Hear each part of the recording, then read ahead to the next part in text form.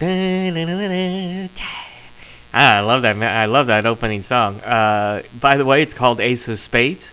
And welcome to another exciting episode of Javier in the Air, Season 3, Episode 9. 9. So, got some real good stuff for today. Doing a little bit late night. Hopefully, I can finish this and then I can post it in the morning. And we'll see how that goes. I had some free time on a Saturday, so I figured, why not, huh? And I had some good projects, or a project that I finished that I wanted everybody to see, so I thought I'd get it out here and ready to go. So I want to apologize for the hair. I can't seem to get it to ever look correct, so it's always just a mess. And yes, I still have the cough, Ma, and everybody else that asked me about it. It hasn't gone away yet. Sometimes it's there, sometimes it's not. When I talk more, it's there, so maybe I should talk less. But so there's some days during the week where I don't notice it at all. So anyway, let's start out this real quick on a serious note. If you are looking for legitimate UK, legitimate Ukraine donation sites, feel free to look. I think I posted a couple, and be sure and do your due diligence because people are real. Well, let's not really call them people. They're a-holes, is what it is, and they are setting up fake donation sites to just grab your money. So make sure you do your due diligence, do your research, make sure that the site that you are using to donate, if you want to donate, excuse me, is legitimate, and that there is no issues with it, and the money is actually going to help out the Ukraine people. So just wanted to get that out there. I've been seeing a lot of sites, and I think I posted a site that helps you find legitimate sites. So turned out that was a legitimate site. So anything and everything you can do is helpful. I know, in this day and age, everybody's asking for money, but during times like this, if you can donate, that would be good. Okay, so I know with all this horribleness that's going on that it's hard to stay positive, especially if you stay abreast of all the situations and politics and all that junk that's going on. But we must also remember that humor is a great way to beat the bad guys. I know it's a weird, it's not really a good way to say it, but humor keeps us human and humane and helps us to get through the day. So even though I might be lighthearted on this show, remember that there are other things going on around the world, and you can come here as a nice little break from the day. So, saying that, I do have an old man rant later on, which Brother Rob's going to kill me for, but it's funny at the same time. Let's go into the Weinboro project. I finally finished it. It's taken me a long time to get it done, and that's because I procrastinated. I wasn't sure what I was going to do, and I thought about one thing and another, and should I try to do a fire pit, and should I do this, and should I do that, and basically I was just procrastinating. So I finally got it done. What I wound up doing, well, I'll show you in the videos and the pictures of what I got done. So let's go to the wine barrel project. We'll just start right off with that. Here we go. Okay, so here's more continuation of the wine barrel project. The light system is going well. So what I did is I had these LED lights that I had around the house, and I figured, which was kind of a suggestion also from other people, why don't I put that along the inner ring of it and see how that looks. So what I did was I drilled a hole, and I am now pulling out the LED lights so that they can go out. It's a battery pack, so what I'm going to do is I'll tape that together. And then I'll find a way to attach it to the inside. I think the weight itself might, with all the lights on top, might be able to do it. Unfortunately, I had another great idea. Actually, Brother Rob had a great idea, which was to put something like glass or plexiglass on top, so that the lights aren't exposed to the weather all the time. And so I have this. I didn't do a great job of cutting it. I tried using multiple tools. I didn't use the hacksaw. That's for another thing. Um, it came out all right. What I wound up doing is using this sander, hand sander, to actually sand down the sides because the cuts were pretty bad. And you see there's some cracks. So I'm gonna have to go back and rethink this. Maybe find a better cutter for the next round, or maybe do some glass and cut that way. But we'll see how it goes. And then I'll show you the wine barrel when it's lit up at night. Okay, so here's the wine barrel project complete now. The plexiglass turned out okay. So, and I hot glued. I don't know if you can see it in there. Kind of hard to tell with the reflection, but I put in hot glued the LED lights. So let me turn them on now.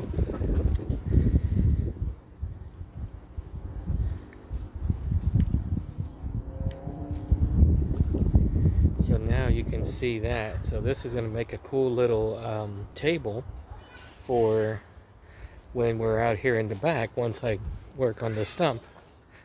So here's, you can see it, and it's already pretty dark, but we've talked about before, my camera picks up so much light, it's unbelievable. So there you have it. There's the wine barrel complete. Don't ask me to make one for you. You couldn't afford it.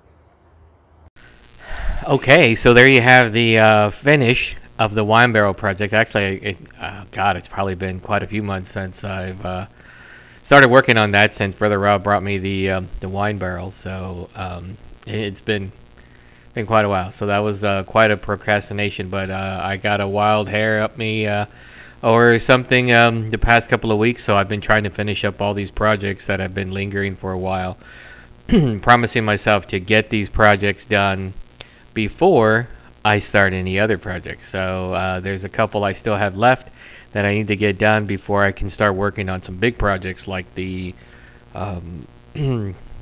stump in the backyard. And I really want to get to that, so I'm really trying to finish all these other projects to get them done, which you will be seeing a lot of over the next couple of weeks.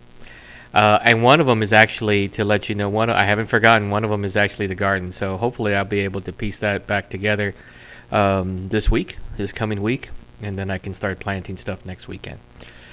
Because I think we're out of the cold spell that we've had for the past up and down for the past couple of weeks.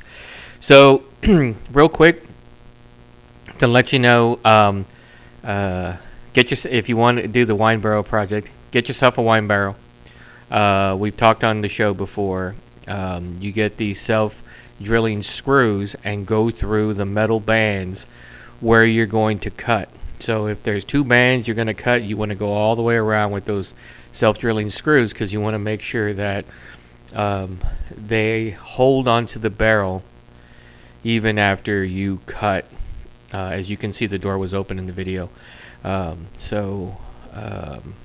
want to make sure that that's done. You want to make sure that you have a good door pull. I have a really heavy one that I thought was really cool. The hinge, I have to rethink that. I think I might have to add an additional smaller hinge as well.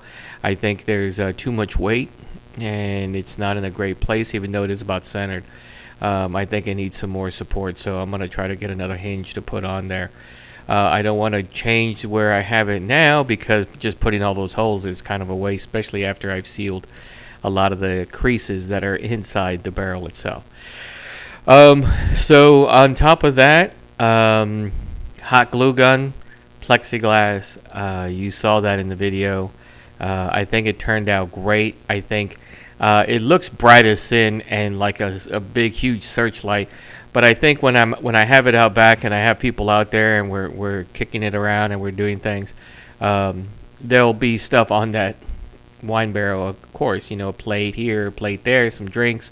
So it's not gonna look as bad or it's not gonna be as super bright as we see. Um, and I'm currently trying to see in negotiations. We're trying to see if I can get the backyard back deck removed and replaced with something else. So stay tuned for that as well. So if you have a wine barrel and you have the self-drilling screws and you have the hinges and the door pull and you have the LED lights, solar or battery, or even plug in if you're close to an outlet, which I was not. Those are battery operated. You have the glue gun, you have the plexiglass, you know how to cut plexiglass. So the problem I was having was that I couldn't cut the plexiglass the way I wanted, which was in a nice circle. It just wouldn't. I just couldn't cut it that way. So I tried different tools, even using a diamond cutter, and it didn't really do well. So the best thing I found was an X-Acto knife. So you score it, you score it, you score it as much as you can, trying to remove other bits, and then I used channel locks as kind of like vice grips and snapped off different pieces. And then, like I said, I used a hand sander to sand down the rough edges around so that nobody will get their finger cut if they happen to put their finger around the edge. So there's the wine barrel project. So I hope you enjoyed it. I know it was fun. I don't like I said I don't think I'd do it again. You'd have to pay me really a lot of money, and then you'd have to do it the way I'm giving it to you. So none of this. Oh, can you do this? Can you do that? You give me the money and a wine barrel, and I would do it. But otherwise, no. Okay, so let's go to. I think I'm gonna go into a new segment that I like to call Old Man Rant. So let's check it out. It's time once again for Old Man Rant. Okay, welcome to Old Man Rant. So here's me getting up on my old man soapbox and giving a rant. So if you agree, please post a note on the comments in this podcast. And if you want to see any other old man rant, a specific one, just let me know. So I was out having dinner with some friends on Friday night, and was at a place where they offer a lot of wings. Sometimes you may look at the menu and pluck the wings off the menu. So I was there, and we were ordering. Now my friends ordered boneless wings. I'll come back to that in a minute. I ordered regular wings. I ordered 10 wings. And I was informed by the young lady, who, by the way, was very nice. Nothing wrong with her at all, or the service. The service was top notch. She took care of us. That is not where the rant's going, so don't get after me for it. I tipped her well. She did fine. However, the restaurant has a policy. Due to the shortage of wings, there is a wing shortage fee for all wings that are bone-in. So in other words, what are truly called wings are so I was informed the $1.50 per 5 wings. So basically 30 cents a wing in addition to what would on the menu price for these wings. So here's where my rant is. One, if there is such a thing as a wing shortage, which I'm sure there is because of the supply chain and all that other thing, it's impacting everywhere. So I'm fine with that. Why not just raise the prices and update your menu then? That way, you don't even know what this wing shortage is. You're just raising it and saying, well, due to supply and demand and supply chain issues, we're having to charge more for our wings. Or don't even say that. I mean, like, I don't go there. I've been there once in probably 5 years. It's the first time I've gone in at least 5 years. So I would have had no idea that I was paying an extra 30 cents per wing, which I wouldn't have cared in the first place. But the fact that they specifically stopped me in my ordering to let me know that there was a wing shortage and they were going to jam me for an extra 30 cents per wing or a buck 50 per 5, right? So I wanted the wings. I was already ordering the wings, so I got the wings. So now here's my thing. One, just raise the prices of wings. I don't need to know that there's a wing shortage. I understand that there's stuff going on in the world, and prices get raised. This is the nature of things. I'm going out. I know I'm going to be paying for stuff, so just add it on to the charge. Don't make it very specific. Two, and I'll probably have an old man rant later on for this, but my friends ordered boneless wings. Now, there's no charge for boneless wings. And more than likely, it's because those wings, boneless wings, are not made from wing meat. They're made from other parts. Who knows what those parts are, right? I'm sure they'll let me know. I'm sure I'll hear from them. But no, like what the hell? Why not just so why don't they get the charge? If you're gonna jam people, jam everybody. If you're gonna call those wings, which again, the whole nomenclature of stuff I'll get to in a much later rant. But if you're going to call them wings, then shouldn't they have the same surcharge applied to them? And if they say no, then I want to know what that meat is. Meat is on the boneless wings, because where are they getting that meat from? And if it's from the if it's from the chickens that I'm being charged extra because they don't have enough wings, but they have enough of the other parts. So you see what I'm saying? So it's like jam everyone, or don't jam anybody, or just raise the prices, and I wouldn't have this old man rant to do in the first place. So that's what I'm talking about. Why make it a point to tell me that you're going to jam me for $1.50 per 5 wings? And I say jam because they could have just added it to the price and I would have had no idea. But they specifically told me there is a wing shortage. So I guess the rest of the chicken, the wings, yeah, we're running out of wings, but we have enough for the boneless wings. And no one really talks about it, but what is that meat? Because if it's not coming from the wings, then it's not a wing. And why call them boneless wings if it's not wing meat? And if it is wing meat, why aren't they getting charged the extra 30 cents per boneless wing because of the wing shortage too? If it is wing meat, then they should be on the same shortage. And if it's not wing meat, what is it? And I don't think everybody wants to know. If I find out and I hear from these people, I'll let you know. So that's my old man rant. If there's something that you want me to rant about, just let me know. I will be finding more things, guarantee it, to the dismay of many people. So thanks.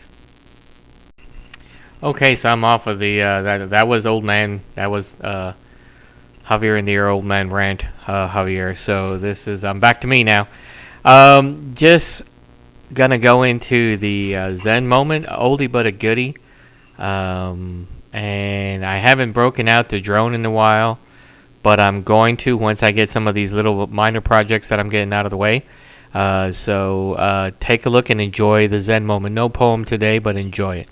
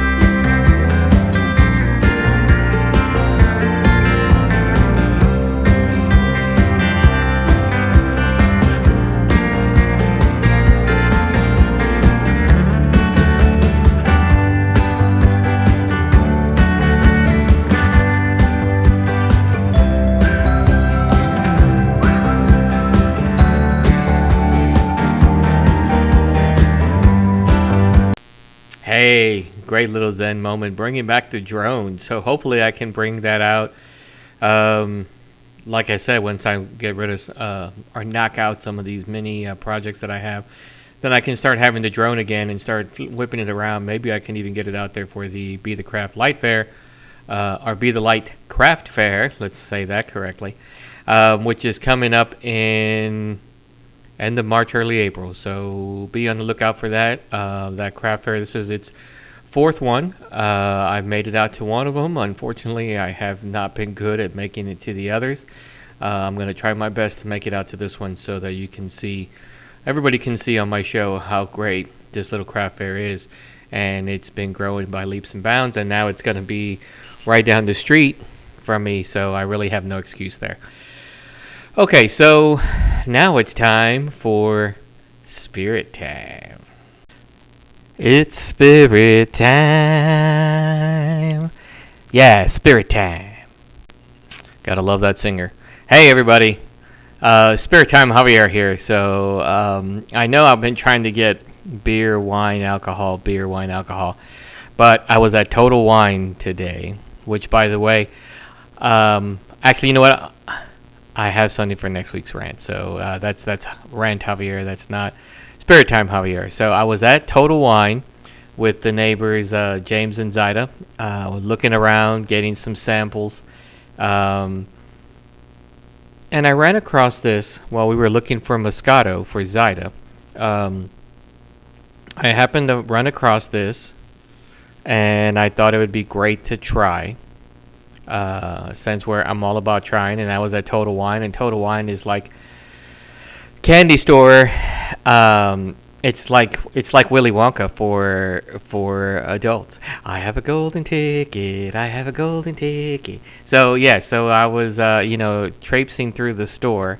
I'm surprised I haven't gotten thrown out or arrested yet.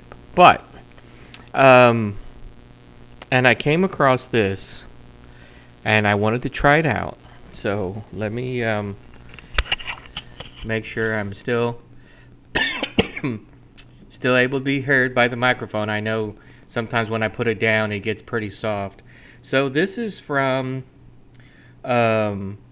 Charm City Mead Works. So this is a mead. It says bottled, brewed, and bred in Baltimore. So a nice little alliteration there.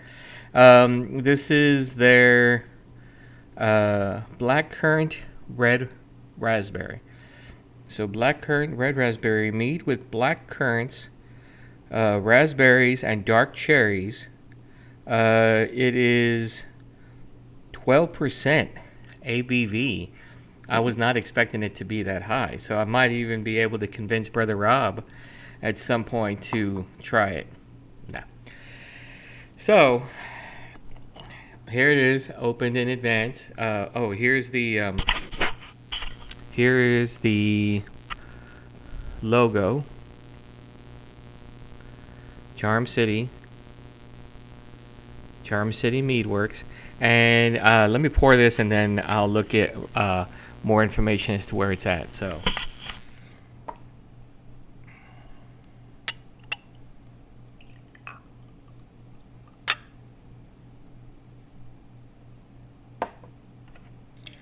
again, I have to find a way to calibrate my camera, because this looks tawny and brown when I'm looking at the camera, but it's actually a deep, nice red. So from all the cherries and raspberries and blackcurrant and all that. So I don't know why the camera is not calibrated correctly, but it looks like it's a little bit too warm. So it's out of Baltimore, Charm City Mead Works. It says, with each bottle of Charm City Mead, we toast to bees and their honey. We toast to ancient traditions for their influence, and we toast to our home, Baltimore, and we toast to you. May the nectar of the gods be your nectar of choice. So mead was considered at one time nectar of the gods. It wasn't ambrosia, which is a different thing, which we won't even get into because I don't even know if I could actually get what was considered truly ambrosia. But I like it. It was a cool bottle, so I thought I'd get it, and it was a cool read about it. So let's check it out. Blackcurrant, red raspberry, Charm City Meadworks.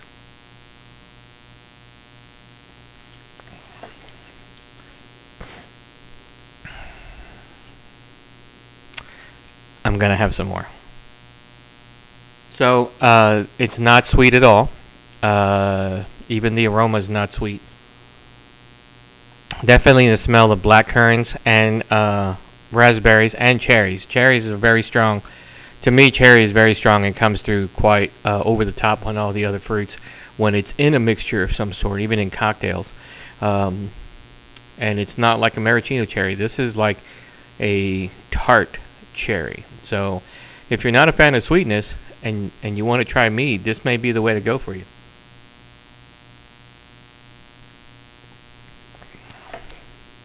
Yeah, very, very tart. Not at all what I expected. Not bad, just not at all what I expected. Charm City, if you have other flavors and you like to send them my way, Javier In The Air. See me on YouTube. Send me a note. I like it. I can see it being used to add to cocktails. I can see it probably a little bit too tart to just drink straight up. So you want to have like some other stuff with it, you know. Excuse me. So I'm gonna have some more because I want to make sure I'm giving this the full experience. Still very high on the cherry. I know there's black currants in there, and I know what black currant tastes like because for those of you who missed previous episodes of me doing the black licorice, black currant Swiss roll, I know what black currant tastes like and smells like. And so there's a bit of that in there, but it's mostly the cherry. And I can't taste the well, there it is. A little bit of the raspberries, but for the most part, really the cherry. And maybe I'm confusing the cherry with the raspberry, but I don't think so. But it's not bad. Like I said, I'd probably mix it in with something else. Drinking it straight may not be. Actually, it may not even be what you're supposed to do with this. Charm City, again, if you're watching this, let me know if you're supposed to drink it straight or if you're supposed like a cordial or you're supposed to add something else to it.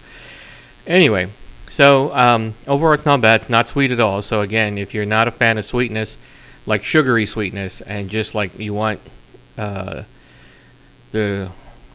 full flavor of the fruit that's not high in sugar, and cherries and raspberries, though they have sugar in them, are not very high, and blackcurrant the same way as well, then this may be something you want to go for. So I'm going to give this